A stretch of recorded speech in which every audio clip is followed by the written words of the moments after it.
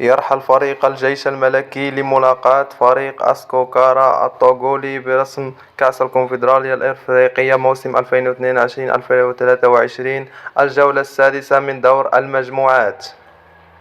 كأس الكونفدرالية الإفريقية، الجيش الملكي فاز على بيراميدز في الجولة الماضية ب1-0، بينما يحتل فريق الجيش الملكي المركز الثاني برصيد 10 نقاط، ويحتل فريق أسكوكارا الطوغولي المركز الأخير ب0 نقطة. بالنسبة لموعد المباراة هو يوم الأحد 2 أبريل 2023 بتمام الساعة 8 بتوقيت المغرب، وعلى الساعة 9 بتوقيت الجزائر تونس، وعلى الساعة 10 بتوقيت مصر. بالنسبة لملعب مباراة أسكوكار الطوغولي والجيش الملكي هو ملعب كيغي بلومي الطوغولي. ومن المنتظر نقل هذه المباراة على إحدى قنوات بي إن سبور العربية.